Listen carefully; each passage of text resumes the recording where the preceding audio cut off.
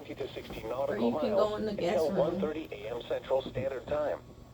At No. 11:23 p.m. Central Standard Time, several strong thunderstorms capable of producing waterspouts was located 13 nautical miles southwest of Oriskany Reef, or 30 nautical miles south of Pensacola Pass, moving northeast at 30 knots.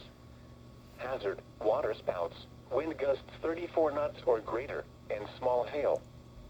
Source: radar. Impact: waterspouts can easily overturn boats and create locally hazardous seas. Small craft could be damaged in briefly higher winds and suddenly higher waves. Locations impacted include Okaloosa Deepwater Reef and Oriskany Reef. Repeating, a special marine warning has been issued until 1:30 a.m. Central Standard Time Tuesday for the following marine locations: waters from Pensacola, Florida to Pascagoula, Mississippi extending from 20 nautical miles to 60 nautical miles, coastal waters from Okaloosa, Walton County line, Florida to Pensacola, Florida out 20 nautical miles, and waters from Okaloosa, Walton County line to Pensacola, Florida from 20 to 60 nautical miles.